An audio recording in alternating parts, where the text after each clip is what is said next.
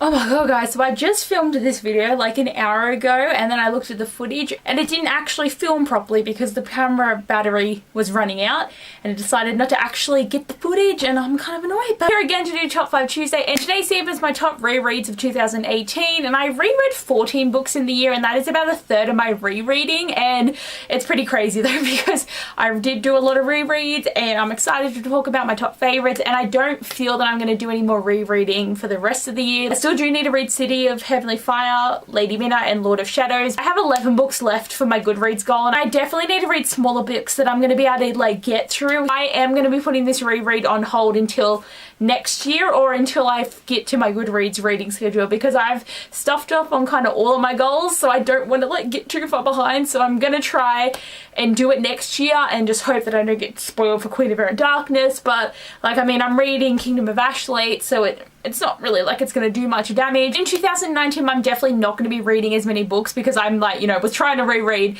a 12-book series and then trying to reread an 8-book series, and the 8-book series I will get done.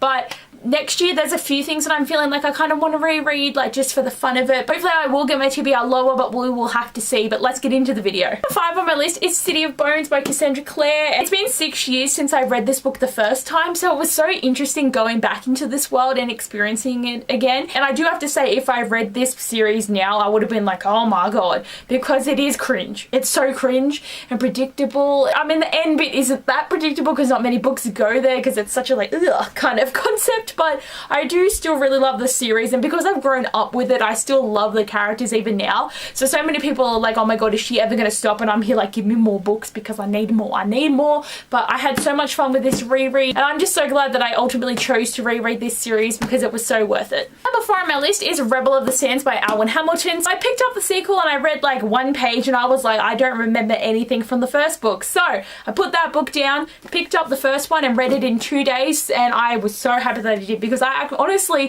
forgot half of the characters, forgot every plot thing that actually happened. The reread of this was such a good idea because it really freshened up the story, and I really do love Hermione as a main character, and I really do love this trilogy. And because I reread this book, I was able to finish a trilogy this year, which is like ticking off another series completed because I'm halfway through like every series ever. So when I do finish one, I feel really good about it, but I really had a fun time with this and I love the premise of the whole trilogy, and it's just a really fun series. Number 3 on my list is Clockwork Princess by Cassandra Clare because like ultimately I love the third book out of this trilogy because this is where shit goes down. Every character comes together, the plot comes together, we get the amazing ending that is this book, and we also get so many links between like the different series, and like I'm so excited. And I've been wanting to reread this for like a year, and I was so excited, and I was like, you know, 2018 is the year. And then I did see Emma Books announce that she was doing a Shadowhunters reread, and I was like, oh my god, I can reread this while I do all the other 1400 books, and I was so excited. But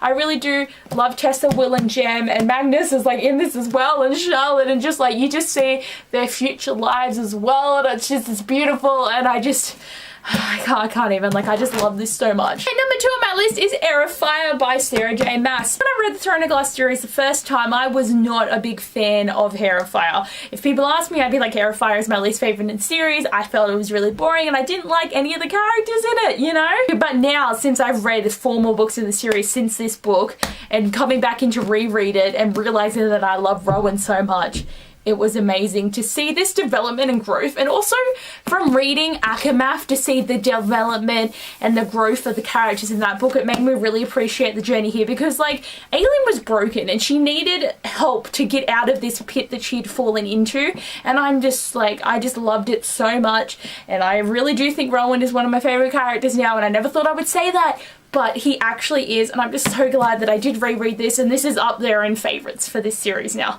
And number 1 on my list is Tower of Dawn by Sarah J. Maas because I just finished this the other day. Yes, I have started Kingdom of Ash and I'm 100 pages in, and I've only been reading it for like 2 days, which, you know, most people would be like, oh my god, I already read like the whole book in that amount of time, but I need to pace it, and literally every 10 pages that's like, oh my god, my heart is being ripped out, I can't deal. So I'm sort of taking it slow, but I do need to finish it before the end of November, and I'm gonna try. But this is the most recent Sarah J. Maas book I read before I did all the rereads, and I guess it's my most recent read one now. So this this one was the most freshest in my mind, and I did love Trial of Dawn, and I do say that it was one of my favourite Throne of Glass books before I did the reread, but with rereading Queen of Shadows and understanding a lot more of what was going on, because I was so blinded by my shipping of Kale and Selena, I didn't really pick up on all these different things going on. So when I read this again, I was like, oh, like, I mean, the healing and the journey and just how beautiful this book is and how much people need to read it because it is so important.